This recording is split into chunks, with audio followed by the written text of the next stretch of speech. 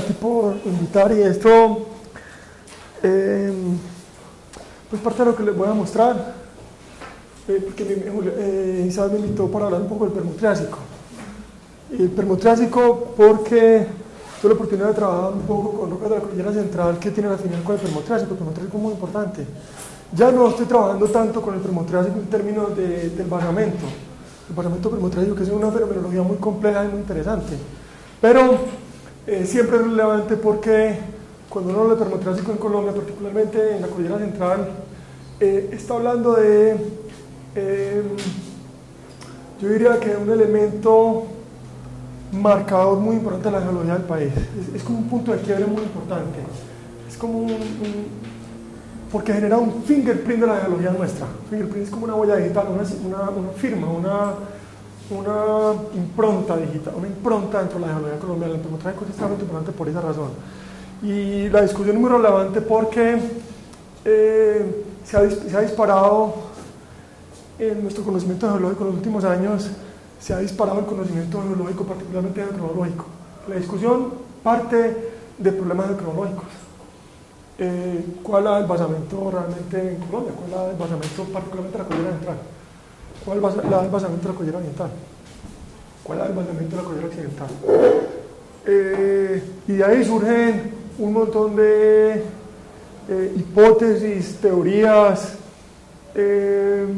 propuestas de evolución geológica del país, división del territorio colombiano en provincias geológicas y demás. Tiene verdaderamente mucha importancia. Por ejemplo, es diferente el basamento de la cordillera oriental de la cordillera central. Son basamentos realmente distintos. Se supone que el basamento, digamos, en cierto tipo de visión convencional, el basamento de la cordillera oriental es un basamento más antiguo, un basamento eminentemente precambriano, de origen fundamentalmente, o de afinidad fundamentalmente grembiliana, digamos. O sea, una base orogenia de 1.2, 1.1, 1.0, etc. Cosas que no se registran, por lo menos en rocas in situ, en la cordillera central. Mientras que en la cordillera central no hay ni una sola datación, digamos, creíble que ponga rocas más atrás del Paleozoico. Si hay mucho material, pues si hay mucho material antiguo, antiquísimo, pero como material detrítico, material retrabajado, pero no como roca in situ. Sin embargo, eso, por ejemplo, del Retillo, ya no se considera que sea... Yo particularmente no lo considero. De hecho, las dataciones más nuevas lo ponen en 230 millones de años. 230 millones de años, Triásico, el Permo-Triásico.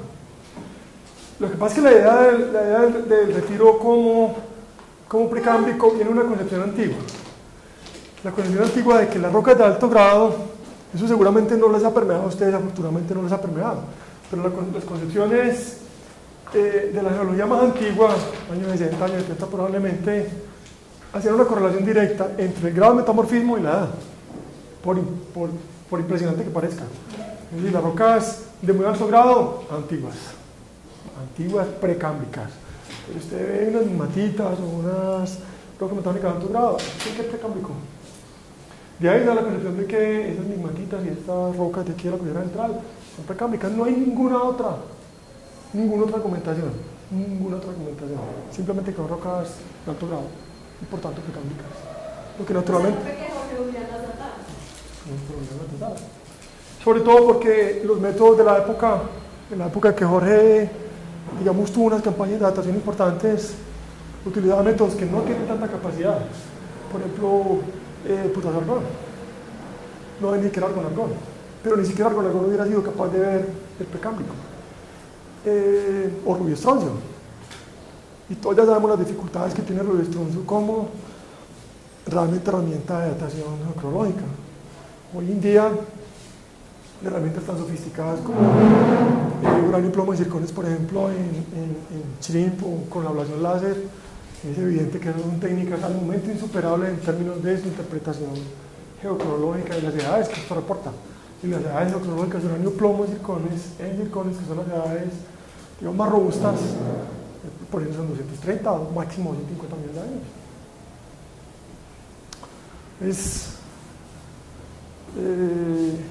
Pero, digamos, al cuestionamiento original, Puede ser que haya roca más antigua, es un basamento más antiguo que no hemos visto, pero no está aflorando o no lo hemos visto aflorando. Yo no me pondría naturalmente a que haya un basamento antiguo en la cordillera central, porque finalmente la cordillera, es que finalmente resultan unas preguntas ahí fundamentales, casi filosóficas. Y es, bueno, si la cordillera central es fundamentalmente un basamento, son rocas metamórficas térmicas, o de pronto carboníferas, o de pronto un ricocito ahí como le caldas que son el paleozoico inferior máximo. Esos son rocas de todos modos metasedimentarias, son metasedimentos.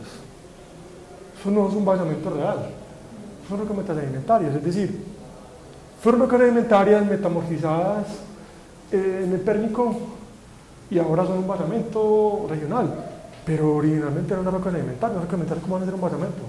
No tiene que estar depositado en alguna cosa. ¿En qué están depositadas esas metasedimentos? Nadie, creo que ni siquiera se ha hecho ese cuestionamiento.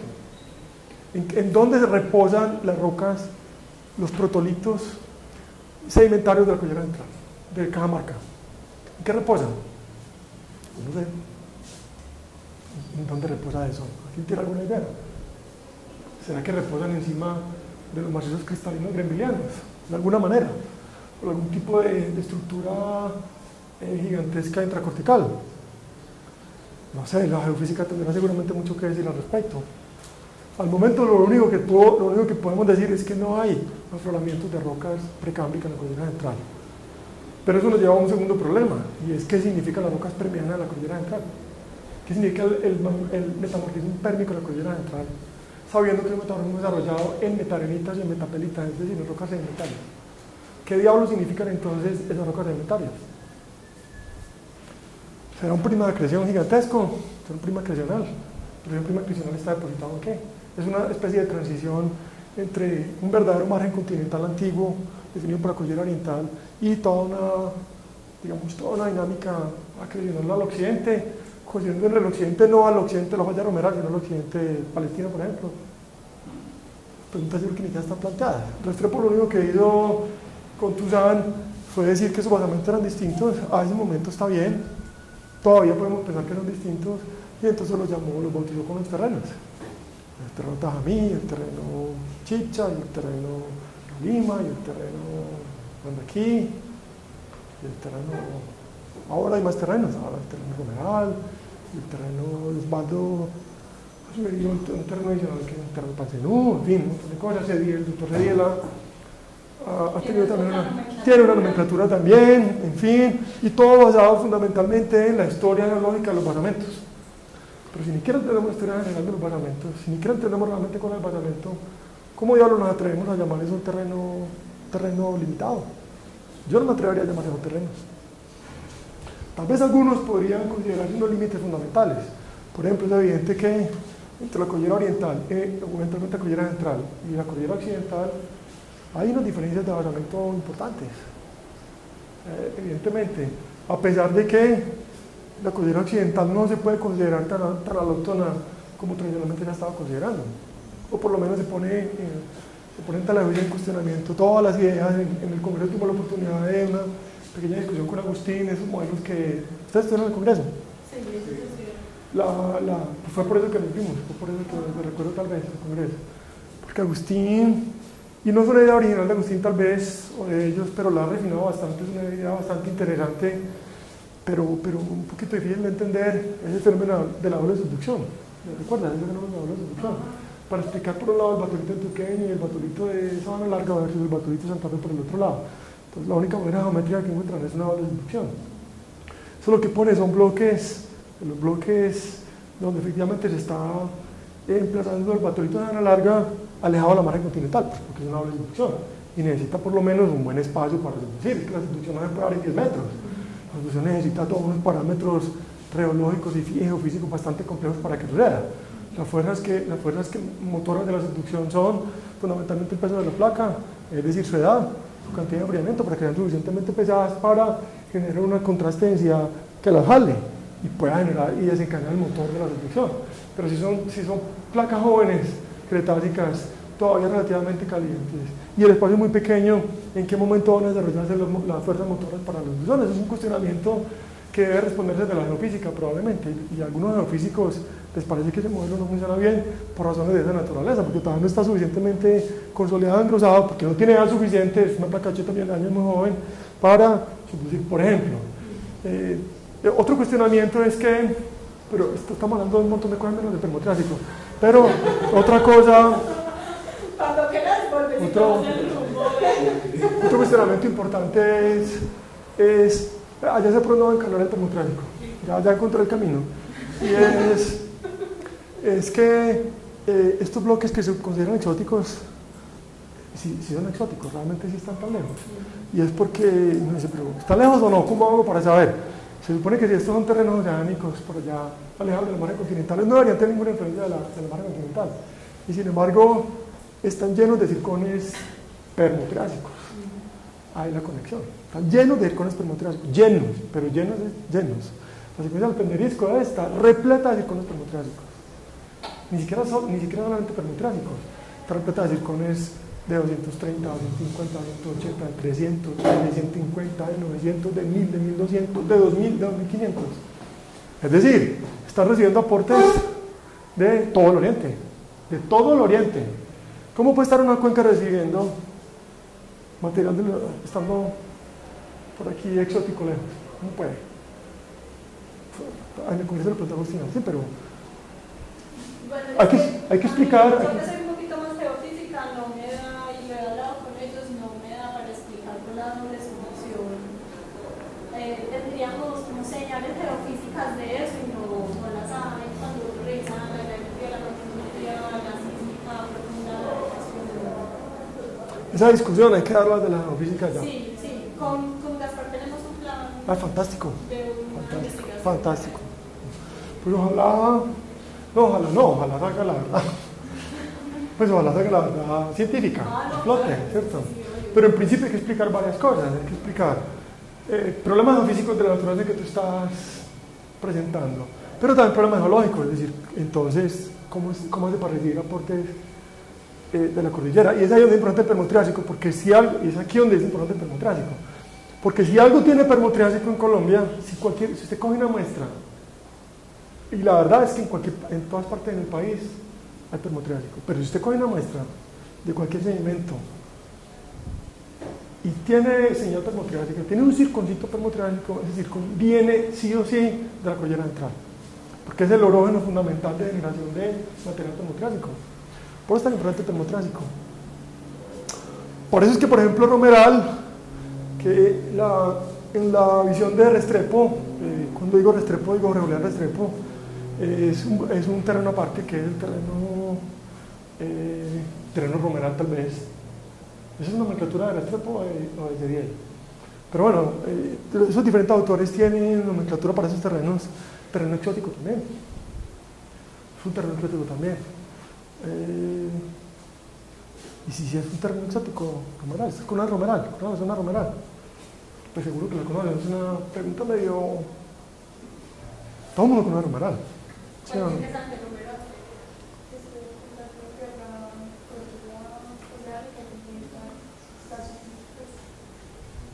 Eso es una visión genérica tradicional, sí, pero está conformado por qué elementos que marcan realmente un elemento de sutura.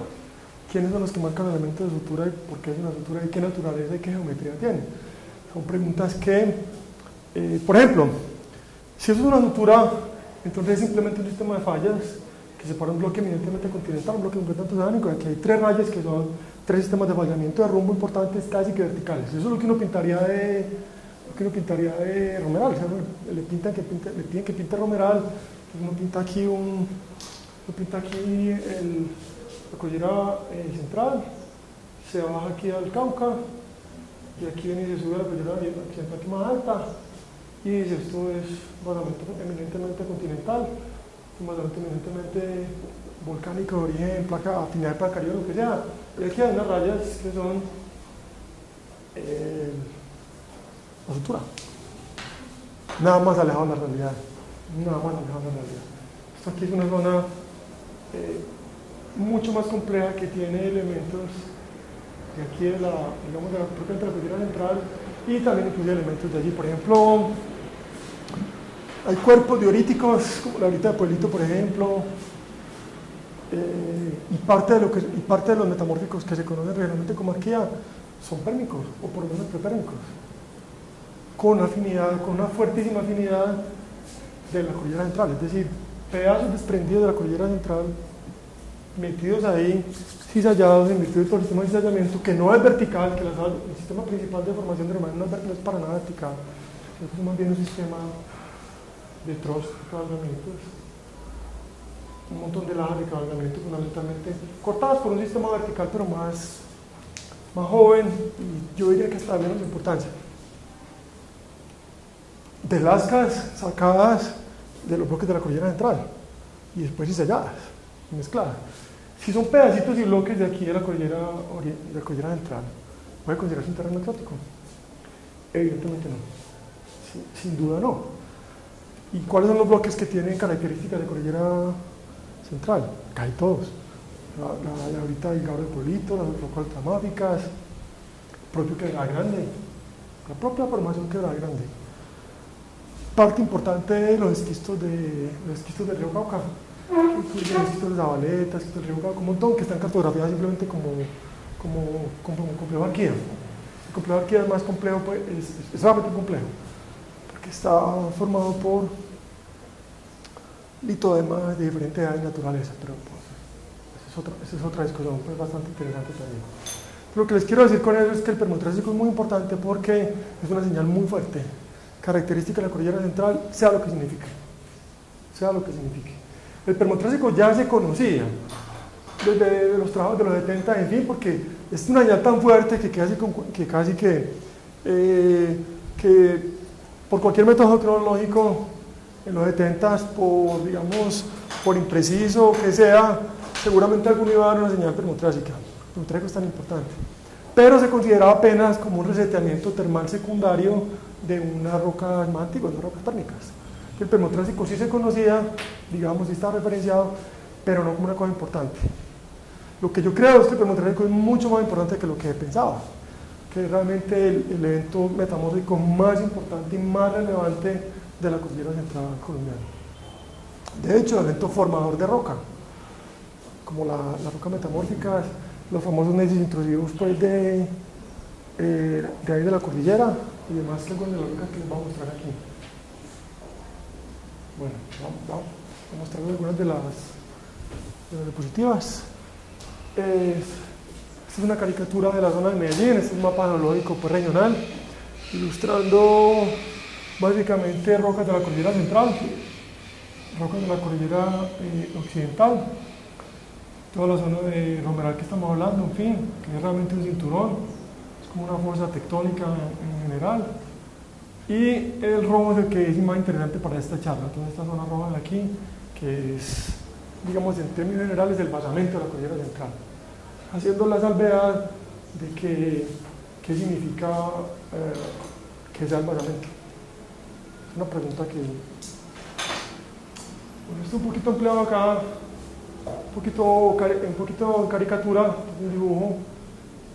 Pues aquí está Medellín, el Valle de Aburrá, y lo rojo es fundamentalmente las rocas permianas, las rocas fundamentalmente permianas. Porque lo otro es que no se puede hablar de permotriásico, sino que hay que hablar del pérmico y el triásico, porque el pérmico es una cosa y el triásico es otra cosa distinta. Es decir, parece posible realmente discriminar entre los dos periodos de tiempo. La fenomenología habla de los dos periodos de tiempo. ¿La cual el pérmico? El pérmico es una cosa completamente distinta al triásico. Son dos cosas distintas, son dos ambientes dinámicos distintos. Están pasando cosas completamente distintas, por lo menos en términos de basamento. Por ejemplo, el rojo son las rocas permianas. Y esas aquí en moradito, incluyendo de manera muy interesante, esa aquí en medio del sistema de fallas, son rocas de edades triásicas. Mucho más pequeño el triásico, el triásico es mucho más pequeñito. Entonces conocemos Plutón aquí como el stock del buey, el stock de la onda, por aquí están estos de Amagá, aquí está la grita de Pueblito, aquí estaría el stock de Camumbia, por ejemplo. Esos son más o menos los triásicos. Y los pérmicos Pérmico gigantesco. El Pérmico es todo, digamos, toda la secuencia de esquistos. Estos que están en el rojito aquí más fuertes son los neises, que son un poquito tardíos. Voy a hablar de los neises también de manera muy importante, que una cosa es este rojo clarito y otra cosa es este rojo un poco más oscuro. Este es la secuencia metamórfica, los metasedimentos, mientras que estos metasedimentos de más altos grados o metagranitos, fundamentalmente metagranitos, o granitos deformados, que son los famosos neises introducidos de la cordillera central, que todo el mundo debe conocer: palmas, palmitas, horizontes.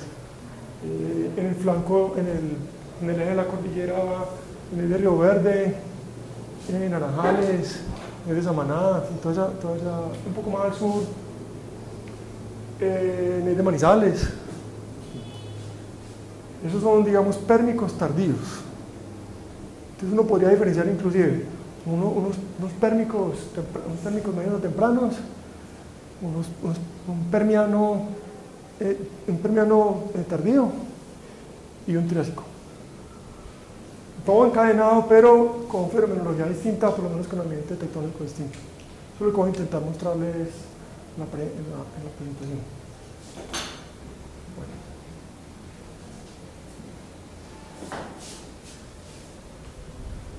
Estos son los bloques que estamos hablando, los referentes que estamos hablando. Fíjense que en este referente Central Continental Subplate se abarca tanto cordillera central como gran parte de la cordillera oriental sin problema. Yo no sé si esta visión es una visión desde el basamento o es una visión simplemente en términos de comportamiento reológico, porque uno podría perfectamente asumir que todo este bloque, independiente de si son dos basamentos distintos, la cordillera oriental y la central, uno podría pensar que esto es un backstop regional. Es decir, esto es una margen continental, ya, independientemente de toda la complejidad que pueda haber al oriente.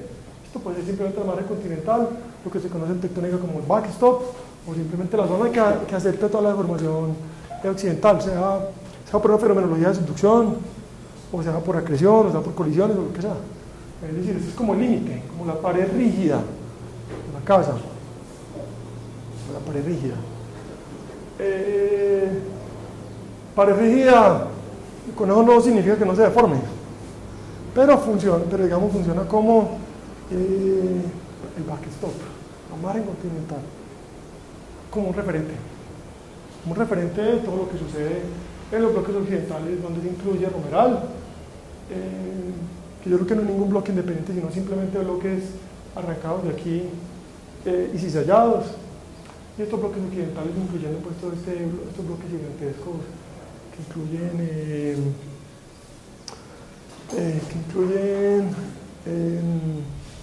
el bloque Panamá-Chocó, incluyen topos del Barroso y es que llamamos el bloque tónico Cañas Gordas. El Cañas Gordas es todo esto es Cañas Gordas y esto es el bloque Panamá-Chocó más o menos. Pues, lo que veo allí es que más bien hay una división como por bloques tectónicos más en términos de su comportamiento reológico, más que por su diferencia en los basamentos.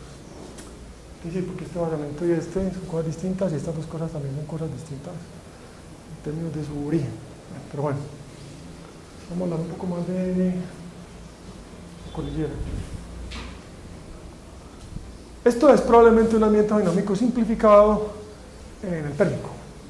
Aquí solamente están dibujadas, resultadas solamente las rocas permeables. El batolito evidentemente no se ha emplazado todavía. En la zona de Romeral apenas hay unos elementos que son de la Pérmica, o también más antiguos, y están todos los neises intrusivos, que son muy importantes. Y en la configuración tectónica regional estaría marcada por una reconstrucción de esta naturaleza. Y es ahí donde vienen algunas de algunas ideas más novedosas tal vez al respecto del entendimiento de la cordillera central en ese tipo de orogenes. Aquí lo que está sucediendo es una cosa extremadamente importante. En el final del Paleozoico, incluyendo el final del Carbonífero y el Pérmico, la configuración planetaria era una configuración de conformación de un supercontinente, Pangea. fundamentalmente dada por la colisión entre Gondwana y Laurentia, es decir, Sudamérica y África, digamos, como el frente colisional versus este frente colisional de los catones norteamericanos y demás. Aquí se forman entonces todo un sistema orogénico súper importante en el mundo. Que se conocen como en Europa las hercínides, los hercinianos en Europa, o el aleganiano, o el apalachano, si no estoy mal, en Estados Unidos, y que nos toca a nosotros aquí. En general lo llamamos como el aleganiano. El aleganiano no es más que la orogenia resultante de la conformación de Pangea por la colisión de Sudamérica-África, que es Gondwanaland versus Laurentia, que son los cosmos norteamericanos. Carbonífero y pérmico.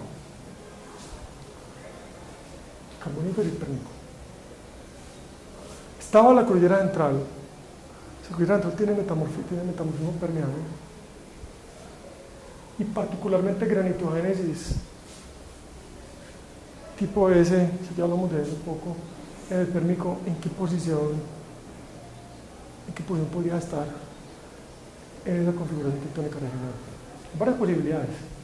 Las visiones, digamos, tradicionales o convencionales antes de estos trabajos tal vez ponen a la cordillera central en alguna parte por aquí en el sur, con algunas afinidades, por ejemplo la cordillera real en Ecuador. Dices, no, como en Ecuador, más o menos por aquí, tenemos bloques de configuración similar a la cordillera central, entonces la cordillera central viene de aquí y navega y se instala en su posición actual. La cordillera central tendría, en la visión por ejemplo de Restrepo, la cordillera central vendría de alguna parte del sur y emplazada en su posición actual, con el argumento principal de que en la zona de Ecuador hay rocas parecidas, y es cierto, rocas parecidas. El problema es que usted va a Ecuador, ya la conocen los ecuatorianos y dicen, nosotros no sabemos de dónde vienen los bloques. Es como que uno quiera, viene de aquí, pero el problema de donde vengan los bloques que me estoy comparando no es problema mío, es problema de los ecuatorianos. Yo hice el doctorado en Ecuador, pues en rocas del Ecuador, rocas ecuatorianas. Cuando yo tenía las discusiones con los profes y con los geólogos, y el origen de la cordillera real y de la Motape, no, vamos. Entonces decir que la cordillera central tiene esa afinidad, porque tiene similitudes con la cordillera ecuatoriana, es un despropósito científico. Usted no puede basar en una cosa tan... Es decir, que tenga afinidad con la cordillera ecuatoriana, sin duda, pero que por esa razón venga del Ecuador, eso es un salto al vacío. No es un salto al vacío, pero es por lo menos un argumento muy flojo, un argumento robusto. Por otro lado, lo que sucedía aquí, lo que sucedía en toda esta margen, es una orogenia muy famosa, pero no me acuerdo el nombre. Terra Australis, en la bola positiva. Es la famosísima Terra Australis. Pero la Terra Australis es un sistema de subducción fundamentalmente triásico, no permiano, triásico fundamentalmente. Es decir, da origen a rocas con la afinidad de subducción. O sea, granitogenes tipo I. O sea, batolito con batolito pequeño. Granitos tipo I. Rocas de subducción. Y nuestras rocas de aquí tienen un componente de subducción, pero están lejos de esas rocas de subducción. Son granitos tipo I deformados. Y entre un granito tipo I y un granito tipo I hay una diferencia enorme en términos de su origen, su composición, hasta su apariencia. ¿Vendrá la cordillera central de aquí? Pues hay que demostrarlo. Vienen aquí, de esta zona, hay que demostrarlo. Pero por lo menos circunstancialmente hay unas evidencias muy fuertes. Por ejemplo, que evidentemente tiene un fuertísimo pérmico. Y aquí la fiesta estaba aquí. Aquí no estaba pasando nada. Aquí era una reunión de amigos una reunión de amigos tomando cerveza. Esto es una verdadera fiesta. Aquí lo que estaba pasando era un rumbón. Mira, lo que está pasando era un sistema orogénico brutal. Estaban nada más y nada menos que construyéndose Pangea, es decir, una orogenia de primer orden mundial. Rocas distribuidas por todo el mundo, térmicas, engrosamiento cortical, metamorfismo, granitogenesis tipo S. En otras palabras, es más chévere estar aquí que estar aquí. La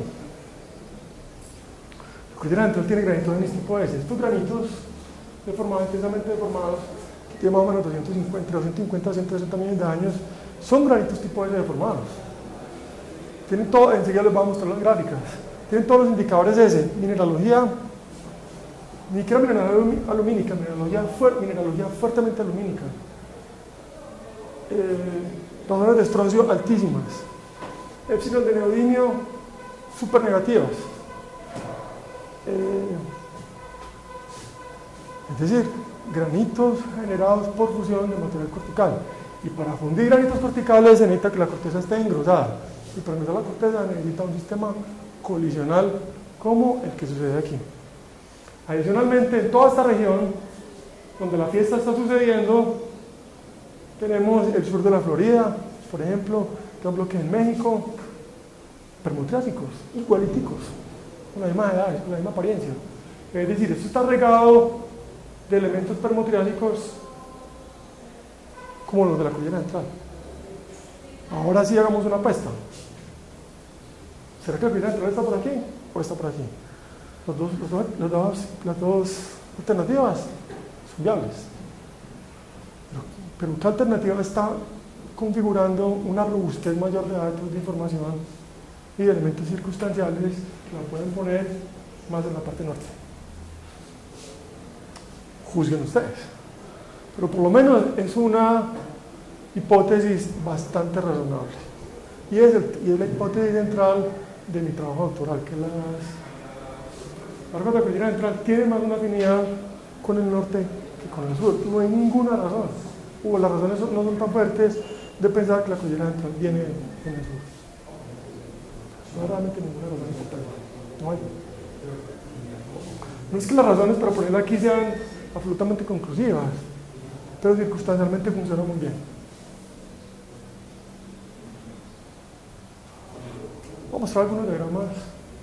Este diagrama es muy importante porque, fíjense que aquí este muñequito simplificado lo que muestra es que efectivamente hay una influencia de subducción regional a lo largo de toda la margen. Toda la margen tiene una actividad de subducción importante y por tanto hay una afectación, por lo menos en las rocas un poco más marginales del sistema orogénico. Pero lo que está pasando es realmente un engrosamiento cortical. De tal manera que hay alguna señal de subducción, pero la señal es fundamentalmente de fusión cortical. Son naturalmente caricaturas. Que algunos modelos clásicos, tomé algunos modelos por ahí, hay varios, mostrando dónde podría estar la cordillera central para el Pérmico temprano y medio, Lares Permian y Triásico inferior, Triásico. La guachita que es la estructura herciniana, aquí, el sistema colisional, algunos de los bloques mexicanos que después vienen y se organizan por aquí. Pero fíjense, esto es lo interesante: Yucatán, la Florida, están aquí. Y este avanzamiento es idéntico al avanzamiento de la cordillera central. Sí, por lo menos muy parecido. Por tanto, ¿dónde era? Ese sea Colombia Andes. Esto es lo que cito. Podría tener afinidad, podría no haberse movido mucho, inclusive. Podría simplemente haberse desprendido un poco de esta zona colisional, esto es toda zona colisional, o estar ahí simplemente, o moverse poco. En otras palabras, no es necesario ponerse a bloquear moviendo bloques miles de kilómetros. No es necesario bloquear con eso. Recuerdo que en algún momento el profesor Restrepo, Leonel Restrepo, me dice que es una locura traer ese bloque desde por aquí más o menos 1000 kilómetros. No, pero es más o menos 500, 1000 kilómetros. Recuerdo que me dio con una regla y todo la escala. Era una caricatura. Y sacó una escala y la midió. Es impresionante. Eso no tenía escala. Y no sé dónde la sacó. Y dijo, vamos a los 1000 kilómetros. ¿Cómo vamos a ir a 1000 kilómetros? Y los textos de Toussaint en Restrepo de los 70 y pico la traen por aquí de 5000 o 10.000. Una locura. Lo que yo digo es que no hace falta moverlo tanto si no hace falta. Es decir, si la ficha de rompecabezas ajusta, puede que no sea de ahí, pero ¿por qué la va a traer de lejos? Eso también es un principio fundamental, es que los problemas, ¿por qué tienen que complejizar los problemas si pueden eventualmente buscar una solución más simple? Como el problema también parecido también al problema de la cordillera occidental. También viene del sur, que viene de Gorgona, que viene del sur. ¿Por qué razón? No hay paleomagnetismo. Paleomagnetismo que lo pone a nivel del sur. Va, mire los diagramas de paleomagnetismo, ¿tú los conoces? Sí, lo que es de Juan José Estrada. No, ni que era eso.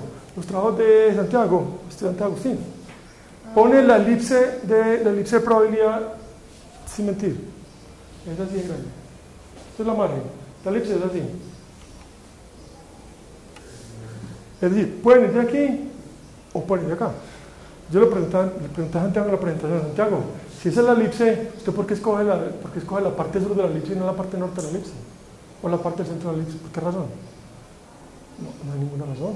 Porque están ya casados con un modelo y ajustan los datos al modelo. Ninguna razón. Es algo que hemos conversado pues aquí.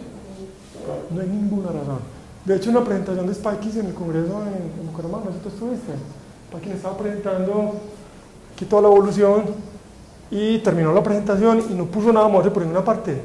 Yo le pregunté, le dije, ¿viste, Richard? ¿Y usted por qué no pone un bloque a moverse de norte a sur? Pues ¿por qué no pone bloques del sur para el norte, del norte para el sur? Son puras bichitas que la están poniendo así. Sus modelos ajustan bien sin necesidad de moverlos. No la necesidad de traerlos de ninguna parte. Dijo Richard. Yo le dije, no, Richard, es que lo que te quiero decir es eso. Yo tampoco veo la necesidad de traer las fichas de ninguna parte. Si están aquí todas, ¿cuál es la necesidad de traer esto por aquí? Pues porque es chévere. Es muy cool traer piezas de por allá al sur. Pues muy bacano, pero eso no tiene ningún sustento realmente muy fuerte. Puede que sí. No sé, yo no estaba allá cuando eso se formó. Pero no hay unas evidencias muy fuertes para sustentar las proveniencias de por allá. Entonces yo prefiero modelos un poco más estáticos. No es que tenga una concepción autotomista, más bien una concepción simplista de la fenomenología. Si uno necesita echar mano de bloques exóticos, por ejemplo, que Paloma Chocó, parece evidentemente un bloque exótico. Parece evidentemente un bloque exótico. Pero no todo tiene que ser exótico. ¿Por qué todo tiene que ser exótico? La cordillera central, la zona de Romeral, la propia cordillera occidental. Yo ya inclusive en el Congreso dije, yo creo que esa cordillera occidental va a empezar a pensar la marquita de la margen continental, porque es que eso está lleno de circunales ahí, explíquelos pues. Para lleno de circunales, la cordillera central y mandar a la mitad del Pacífico. Puede que lleguen, hay arenas del Sahara que están llegando hoy en día a Medellín, pero en esa cantidad, no creo, no sé. Hay que construir unos modelos de transporte, dar el alcance realmente de transporte de alimentos en esos ámbitos dinámicos, ahora hasta dónde tienen capacidad realmente de llegar y depositarse en tal cantidad que den esas señales terminales. Porque si es así, pues entonces ahí se pongan donde quiera. Es una cosa que habría que demostrar. Ese es un modelito muy sencillo de Pin, del Liego y del 82, con las ideas de ellos, que igual donde ponían justamente aquí en estos bloquecitos Yucatán y sur de la Florida, como en el corazón del sistema colisional. Esto es en la bochita Marathon, que es el aleganiano, pues la zona colisional. Esos bloques aquí, un montón de pedacitos aquí que rotan, este de Yucatán viene y rota después, poco después la Florida también. Es posible que este bloquecito simplemente haga parte de este mosaico de bloques que están en el frente principal de la formación. Pero digamos que la geofísica tendría mucho que decir al respecto. Vamos ahora por aquí. Estoy volviendo, ¿no? ¿Esto fue que lo repetí o qué? Entonces el pérmico, digamos que el pérmico estaría, si a uno le preguntan cómo caracterizar el pérmico, en pocas palabras, ¿qué es el pérmico? Yo diría, el pérmico es un sistema, por lo menos para la cordillera central, es un sistema de engrosamiento cortical, un sistema fundamentalmente colisional, con magmatismo tipo S. Eso es lo que yo diría el pérmico. Es un engrosamiento cortical, producto de un sistema colisional asociado con la formación y conformación de Pangea y fusión de material cortical para dar origen a granitoides tipo S. Es como yo describiría el pérmico de la cordillera central. Entonces, ¿qué empieza a pasar en el Triásico? ¿Cuál es la diferencia con el Triásico? La diferencia es que esos sistemas colisionales no son eternos. Los sistemas colisionales son muy dinámicos, es decir, la conformación de los supercontinentes no son sistemas perennes, son sistemas de muy corta duración, no son estáticos. Y el rompimiento del supercontinente es un fenómeno casi que obligatorio posterior a la conformación del supercontinente. Digamos, los sistemas de plumas empiezan a romper, a fracturar los sistemas de red empiezan a funcionar y demás, y justamente se rompe de nuevo entonces el sistema colisional. Y el sistema de subducción ahora se hace mucho más importante. Ya, digamos, ha pasado el fenómeno colisional, engrosamiento cortical importante, fusión de granitogénesis. En algún momento ese engrosamiento cortical es insostenible, es demasiado grueso, es isostáticamente insoportable, y eso lo que sucede es que eso colapsa en algún momento, el sistema colapsa fundamentalmente y después viene el sistema de subducción y agrava la situación. Eso es tal vez lo que sucede en el Triásico. En el Triásico la subducción se implanta de manera definida, bastante fuerte, y lo que originalmente era una corteza engrosada ahora probablemente se está adelgazando en virtud de un fenómeno que probablemente puede ser un colapso orogénico. ¿Por qué está hablando de colapso orogénico? ¿Cuáles son las evidencias o de dónde salen las ideas de que eso puede ser un colapso orogénico y que el sistema de subducción es más importante en el Triásico? Pero lo primero es que la granitogénesis del Triásico es fundamentalmente distinta a la granitogénesis del Pérmico, desde todos los puntos de vista, inclusive desde el punto de vista textural. Comparar un granitoide deformado del Pérmico y el Triásico es un juego de niños. Los del Pérmico son unos neises orientados micáceos. Y los del Triásico son granitos indeformados, o por lo menos muy levemente deformados, incluyendo los estudios de Magá, los del Buey, los de la banda, unos granitos, todo el mundo los conoce, muy granitos de primer semestre. Cuando le quiere mostrar a un estudiante que es un granito, le muestra un granito de esos, y no le va a mostrar un granito de la cordillera central, no va a mostrar un neis de esos deformados y los de micas. ¿Qué es eso? Eso es un neis o un granito muy deformado. Le muestra un granito como el baturito antioqueño, o le muestra como el estudio de la onda, el Buey. La diferencia es brutal, no solamente textural, de edad también. Los granitos tienen 227 millones de años, y en términos de mineralogía, de geoquímica, de estroncio y de neodímico, les voy a mostrar, son también muy distintos. Por ejemplo, los neises tienen razones de estroncio muy altas, que son características de fusión de material cortical, mientras que los triásicos tienen estronios mucho más bajitos, tan bajitos como desde el punto de 704, punto de 705, punto de 706, punto de 707, que no justifican un enrolamiento cortical. El enrolamiento cortical no empieza a pensar por encima del punto de 71, punto de 32. No sé si ustedes tienen conocimiento un poco de mineralogía isotópica y bioquímica, pero esos valores, hay valores que son clásicamente son decididamente de origen cortical, y hay valores que son más decididamente de un origen mucho más juvenil. Esos granitos de aquí, estos granitos triásicos, tienen indicadores petrogenéticos compatibles con entrada de material atmosférico. No fusión cortical, sino fusión de manto superior. No de aquí, sino de acá. Por eso la dinámica es distinta. Si ya no está tan engrosado, ahora esto se colapsa y da paso a que el material atmosférico pueda ascender tranquilamente, y es posiblemente el origen de los triásicos. Están aquí muy cerquita. Los triásicos, que son estos de Magal, estos de la Honda, estos del Buey, que son estos de acá. Aquí está la Magal, aquí está la Honda, aquí está el Buey, ahorita Pueblito, por aquí está, en alguna parte, están estos de... Claro que la ahorita Pueblito no es tipo ese, pero sí tiene circona antigua. Esa es otra discusión ahí, pues, que está abierta. Por palabra que ya no tenemos un sistema colisional funcionando, sino una subducción, fundamentalmente una subducción. Ahí sí está sencillamente una subducción desarrollada, que inclusive puede hacer parte de ese Terra Australis. Eso sí podría ser. ¿Cuál es la diferencia cronológica? Los circones más antiguos, digamos, de esa fenomenología pueden ser de 310, tal vez, si mal no recuerdo. No vayan a coger esto como un dato del libro. Pero también es de 280, 290, de eso sí me acuerdo mejor. 280, 290, por ahí.